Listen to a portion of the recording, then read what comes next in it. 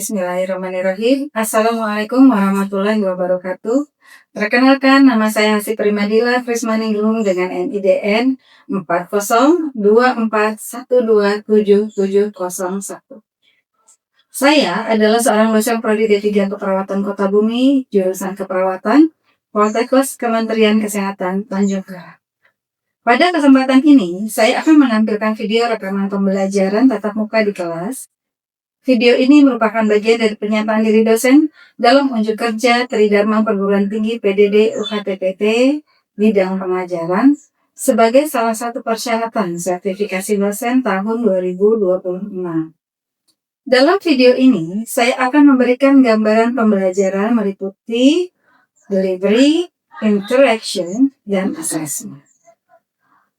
Proses pembelajaran yang ditampilkan adalah mata kuliah metodologi dan dokumentasi keperawatan yang memiliki bobot 2 SKS teori dan diberikan pada mahasiswa semester 1.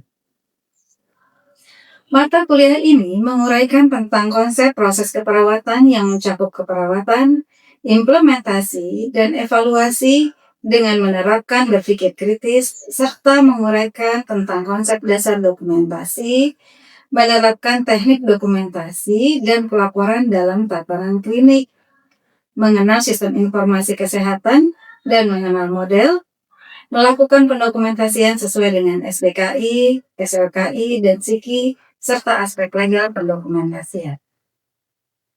Terdapat 3 capaian mata kuliah atau CPNK pada metodologi dan dokumentasi keperawatan. Yang pertama, mahasiswa mampu menjelaskan konsep proses keperawatan berdasarkan literatur ilmiah. 2. Mahasiswa mampu menguraikan konsep pendokumentasian proses keperawatan. 3. Mahasiswa mampu menjelaskan prosedur anamnesa dan pemeriksaan fisik, penentuan diagnosa atau SDKI, luaran atau SLKI, intervensi atau SIKI, implementasi dan evaluasi serta pendokumentasiannya. Terdapat beberapa bahan kajian. Yang pertama adalah 1. Konsep berpikir kritis dan pengambilan keputusan dalam keperawatan atau critical thinking dan clinical judgment in nursing. Yang kedua, konsep proses keperawatan. 3. Konsep dokumentasi keperawatan. 4. Teknik dokumentasi dan pelaporan dalam tataran klinik. 5. Model pendokumentasian. 6. Sistem dokumentasi asuhan keperawatan. 7. Aspek legal pendokumentasian. 8. Pengkajian keperawatan. 9. Diagnosa keperawatan atau SDKI. 10. Standar luaran keperawatan Indonesia. 11. Intervensi keperawatan atau SIKI. 12. Implementasi keperawatan atau SPO, dan yang terakhir, evaluasi asuhan keperawatan. Pada kesempatan ini, saya akan menampilkan unjuk kerja yang berkaitan dengan CPNK ketiga, di mana kemampuan akhir pembelajaran sub CPNK 2.1, yaitu mahasiswa mampu menampilkan pendokumentasian keperawatan menggunakan model dan bentuk sistem dokumentasi. Proses pembelajaran untuk mencapai sub CPNK 2.1 ini terdiri dari 2 pertemuan. Pada kesempatan ini, saya akan menampilkan salah satunya, yaitu proses pembelajaran yang dituangkan dalam LPS, yaitu pada pertemuan kelima. Topik utama yang dibahas adalah sistem dokumentasi keperawatan yang mencakup sistem dokumentasi manual, elektronik, hingga berbasis komputer, baik di tataran klinik, komunitas, maupun keluarga. Sesuai dengan LPS, alokasi waktu untuk materi ini meliputi 120 menit pembelajaran terstruktur dan 250 menit belajar mandiri. Indikator penilaian yang ditetapkan pada pertemuan ini adalah ketepatan mahasiswa menjawab soal tentang bentuk dan sistem pendokumentasian asuhan keperawatan. Komponen penilaiannya meliputi keaktifan, tugas, dan UTS. Bentuk pembelajarannya adalah luring, menggunakan metode ceramah dan tanya jawab, dilanjutkan dengan mengerjakan tugas di dalam kelompok yang berbasis kasus. Selain itu, untuk meningkatkan semangat mahasiswa dalam belajar dan rasa ingin tahu, diadakan beberapa simulasi kecil dalam hal pengisian pendokumentasian berbasis elektron. Metode pembelajaran dirancang agar mahasiswa mendapatkan pengalaman, mengenal bentuk dan sistem dokumentasi manual, elektronik, dan komputer pada tatanan klinis dan komunitas. Selain itu juga, mahasiswa akan mendapatkan pengalaman tentang eksplorasi sistem dokumentasi di dalam tim, serta belajar berbasis kasus. Pemirsa, di dalam video ini memperlihatkan proses pengajaran dimulai dari mengkaji pengetahuan yang telah dimiliki mahasiswa dengan cara brainstorming dan mengadakan kuis menggunakan aplikasi Wayground. Melalui kuis ini saya dapat melihat secara lebih spesifik, sehingga saya bisa mengatur proporsi pemberian materi lebih sesuai pada setiap kelas. Setelah itu saya akan menyampaikan materi dengan metode ceramah, dan tentunya memberi kesempatan bertanya, serta juga memberi kesempatan kepada mahasiswa mencoba prototipe salah satu sistem dokumentasi yang telah saya buat menggunakan bantuan mesin artificial intelligence. Untuk lebih mengeksplorasi sistem dokumentasi secara manual, mahasiswa diberikan kesempatan berdiskusi di dalam kelompok. Saya akan memberikan penjelasan di dalam kelompok sesuai kebutuhan mahasiswa. Perkuliahan ditutup dengan memberikan penguatan materi, menyimpulkan, memberikan tugas, dan membuat janji temu untuk pembelajaran selanjutnya. Agar mahasiswa dapat mempelajari materi dan mencoba prototipe secara individu, materi dikirimkan melalui grup WhatsApp. Sebagai informasi tambahan, mata kuliah metodologi dan dokumentasi keperawatan merupakan mata kuliah full teori. Tetapi, mata kuliah ini bersinergi dengan mata kuliah praktik metodologi dan dokumentasi keperawatan yang tentunya tidak dapat dipisahkan. Sehingga, saya juga menyertakan sedikit cuplikan kegiatan pembimbingan saat mahasiswa melakukan eksplorasi formulir dokumentasi keperawatan. Selain itu, izinkan saya pada kesempatan ini menyajikan bentuk pengintegrasian hasil penelitian saya dan tim dosen lainnya, yaitu formulir dokumentasi keperawatan pada fasilitas kesehatan primer di dalam pembelajaran. Evaluasi pembelajaran untuk pertemuan ini dilakukan secara formatif menggunakan rubrik penilaian tugas dan keaktifan, sedangkan penilaian secara sumatif dilakukan melalui UTS. Adapun proporsi evaluasi pada sub CPMK ini terhadap total evaluasi adalah tugas, keaktifan, dan UTS sebagaimana diuraikan dalam RPS. Demikian pengantar yang saya berikan. Selamat menyaksikan. Assalamualaikum warahmatullahi wabarakatuh. Waalaikumsalam warahmatullahi wabarakatuh. Masya Allah, apa kabar anak-anakku semua? Luar biasa, Allahu Akbar. Keren banget. Hari ini ketemu lagi ya dengan Bu Dila. Kita akan seperti biasa kuliah apa? Metodologi dan dokumentasi keperawatan. Sebelum kita mulai kegiatan perkuliahan kita hari ini, tolong ketua kelasnya untuk memimpin doa seperti biasa. Silakan, Gusti. Baik teman-teman semua, sebelum kita belajar, alhamdulillah baiknya kita berdoa terlebih dahulu menurut agama dan kepercayaan kita masing-masing. Berdoa dimulai. Selesai. Baiklah, sekarang kita cek sound dulu ya, seberapa banyak kehadiran mahasiswa hari ini.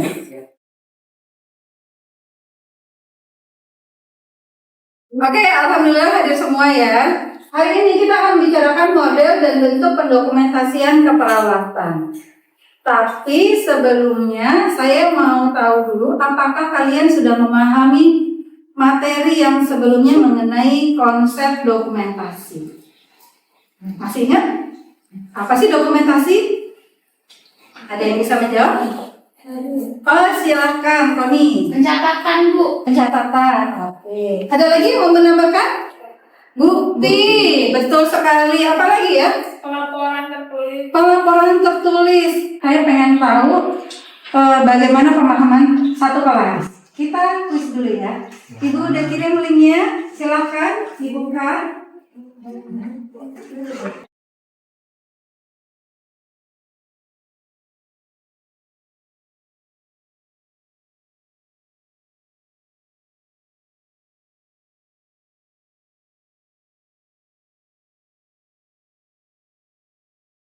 Baik, anak-anakku sekalian, hari ini kita akan belajar tentang model dan bentuk pendokumentasian keperawatan. Nah, ini adalah tujuan pembelajarannya yang akan kita capai pada pertemuan kita hari ini ya.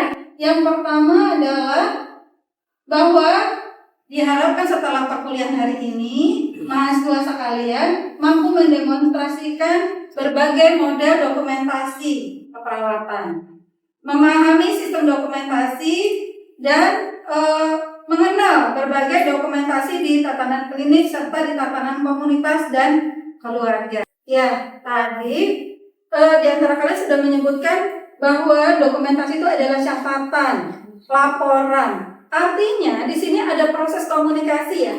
Ada proses komunikasi tentang apa yang sudah kita kerjakan, kita catat, pentingnya apa yang dicatat supaya orang lain bisa mengetahui apa yang kita kerjakan. Seperti itu kan ya.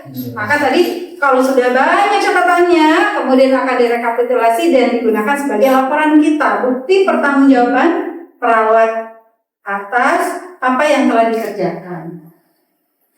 Nah, sebagai sistem informasi, pendokumentasian ini dibagi pertama berdasarkan jenisnya, yaitu ada kartu, ada catatan, ada logbook, dan ada register. Kemudian ada catatan.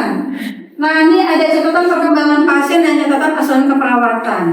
Jadi, kalau pertemuan-pertemuan sebelumnya kita sudah belajar tentang bagaimana menyusun rencana keperawatan. Rencana keperawatannya itu harus dicatat. Tidak bisa hanya sekedar, oh kita buka aja ini buku psikinya ya.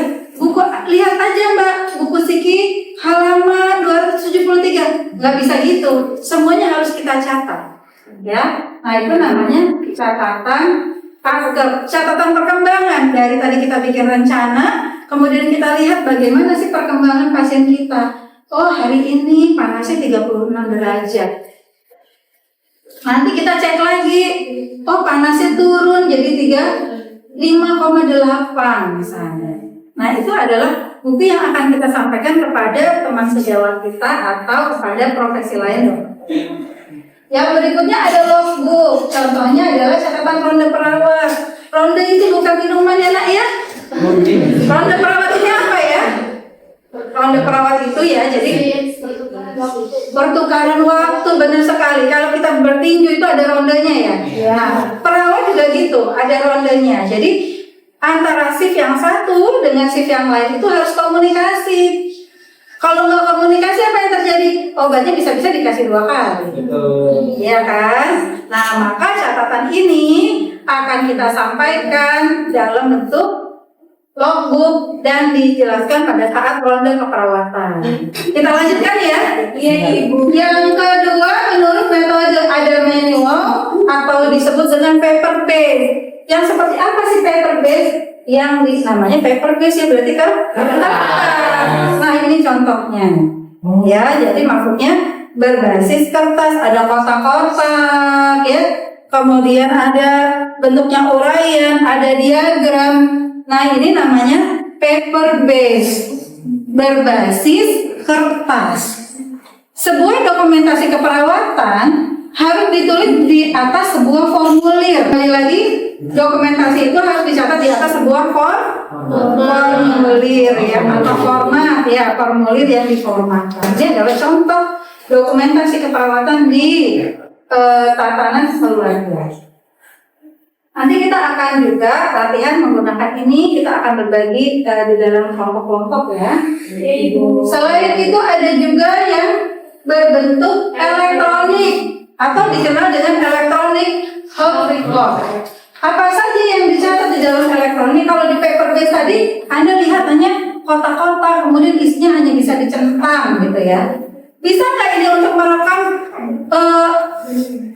hasil apa ya, ronsen. Nggak mungkin kan ya, paling kita hanya mencatatnya aja kesannya seperti apa. Maka diperlukanlah sebuah terobosan inovasi, yaitu menggunakan electronic health record. Jadi di EHR atau electronic health record kita bisa mengetahui rekaman gambar, suara, rekaman tulisan, seperti itu ya. Jadi nggak hanya tulisan, kalau di paper base hanya tulisan aja. Yang seperti apa itu yang EHR? Ada yang berbasis web, ada yang berbasis Android, dan ada yang berbasis aplikasi. Sampai sini ada pertanyaan? Izin bertanya Ibu. Ayo silakan Farid. Perkenalkan, nama saya Farid dengan NIM 61. Izin bertanya Ibu. Kan Ibu sudah menjelaskan nih pendokumentasian. Kira-kira pendokumentasian yang saat ini seperti apa Ibu? Kalau misalkan seperti elektronik, apakah ada contohnya Ibu? Oke, pertanyaannya bagus banget ya. Pertanyaan Farid tadi adalah bagaimana sih Bu sistem pendokumentasian yang berjalan saat ini, yang sering ada di rumah sakit atau di berbagai fasilitas kesehatan. Yang pertama, berdasarkan hasil penelitian saya, Bu Vita, dan Bu Deni, ternyata perawat yang ada di lapangan itu lebih suka mengerjakan pendokumentasian berbasis kertas dan didukung berbasis elektronik. Jadi tidak bisa hanya kertas doang atau tidak hanya elektronik aja. Jadi mereka berharap dua-duanya. Maka pada pendokumentasian keperawatan di Indonesia ini, pendokumentasian berbasis kertas itu belum bisa ditinggalkan penuhnya. Tetapi kebijakan di Indonesia melalui peraturan Menteri Kesehatan bahwa semua fasilitas kesehatan itu harus beralih ke dalam EHR. Supaya apa? Supaya datanya bisa saling dilihat, bisa saling tukeran data. Pemerintah bisa melihat, ya, seperti itu. Dan ketersimpanannya itu menjadi lebih, ya, lebih baik. Ya. Nah, ini adalah contoh berbasis kertas. Ya, ini adalah contoh pendokumentasian yang berbasis elektronik. Jadi agak rumit ya melihatnya ya. Sebenarnya di kertas juga rumit, tetapi yang di elektronik ini rumit, tetapi dia menyeluruh dan memastikan semuanya akan tercatat dengan baik. Karena kan bisa disetel. Kalau dia tidak masuk datanya, maka akan ada warning. Tapi kalau di kertas, apa yang terjadi? Kelupaan ya ditinggalkan ya, seperti itu. Nah, saya punya sebuah mock up ya. Kelihatan nggak ya? Apakah yang belakang bisa melihat dengan baik? Bisa. Jelas ya? Jelas. Nah, ini contohnya pencatatan berbasis elektronik ya, Nak. Jadi ini adalah yang formulir yang digunakan di Android, jadi menggunakan tablet. Nah, ini tampilannya kira-kira seperti ini. Dan ini adalah contoh formulir pengkajian di IGD. Nah, ini ada pilihan sehingga bisa kita pilih dulu mana yang akan kita isi dan bisa kita isi di kemudian. Contohnya di sini ada data diri pasien. Siapa yang mau mencoba? Siapa yang akan mencoba? Silakan. Osya, ya isi di sini. Ya Osya, ya silakan.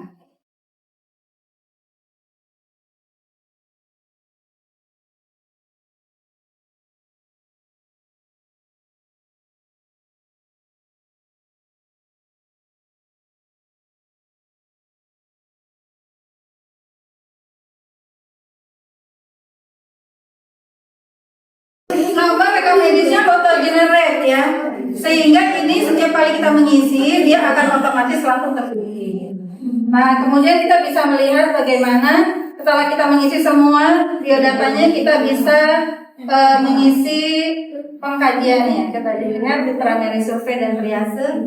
Nah, masih ingat ya waktu kita memprioritaskan masalah? Kalau kita memprioritaskan masalah, prioritas yang pertama apa? Nah, maka kita akan mengkaji nih RW-nya kalau di IGD. Apa yang dikaji? Kepatenan jalan napas. Jalan napasnya ini ada tebatan apa enggak sih?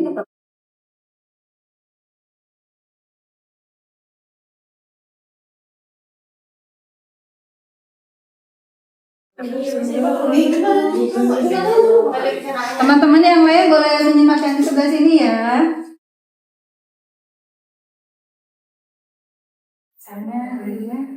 Nah, seperti itu ya. Jadi kita tidak perlu menulis-nulis.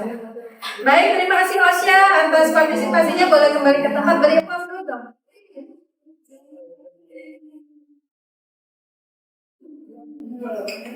Nah, sekarang kita akan diskusi di dalam kelompok ya. Kita akan mencoba membuat sebuah pencatatan perkembangan di dalam sebuah formulir.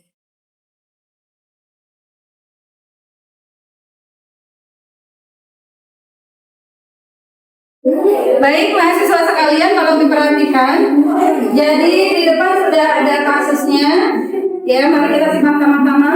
Kasus pertama, di dalam rencana keperawatan Tuan Dio 45 tahun dirawat di ruang 007 masuk rumah sakit pagi ini karena kecelakaan tunggal mengeluh nyeri dengan skala 8 di bagian paha. Klien gelisah dan menangis karena sakit. Masalah keperawatannya adalah nyeri akut berhubungan dengan trauma mekanis. Direncanakan pemberian injeksi ketelorat melalui IM sebanyak 3 cc sesuai instruksi dokter. Tepat pukul 9 Anda melaksanakan instruksi tersebut. Jadi instruksi yang mana nih? Pemberian tugasnya adalah dokumentasikan di dalam format catatan perkembangan yang telah saya bagikan untuk tindakan pemberian obat ketelorat.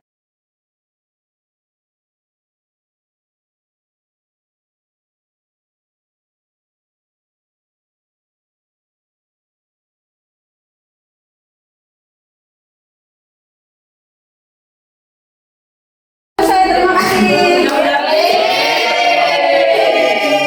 Dulu kembali dulu ke bagian.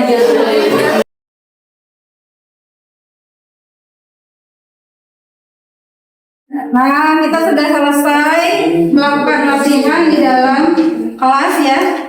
Bagaimana perasaannya? Sudah bisa? Sudah. Kita akan lanjutkan dengan kelas praktik ya. Kita akan melakukan role play di dalam laboratorium sesuai dengan jadwal yang sudah kita sepakati sebelumnya ya nak ya. Baik, sebelumnya kita pastikan dulu pengetahuan kita yang kita dapat hari ini.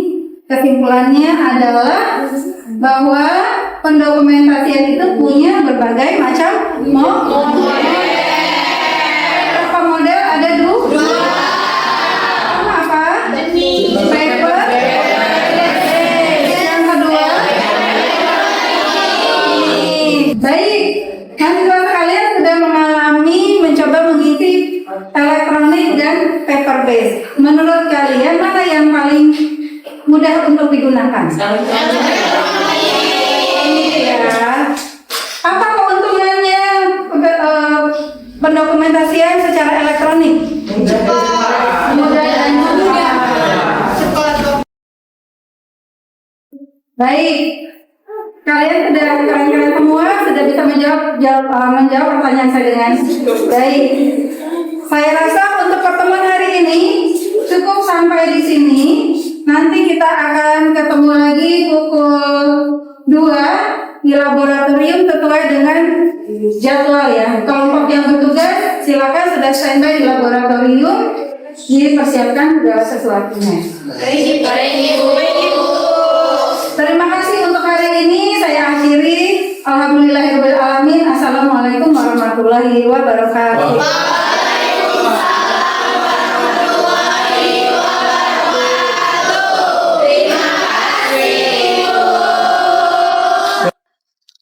Pasca pembelajaran di kelas, aktivitas beralih ke laboratorium melalui penugasan kelompok terstruktur.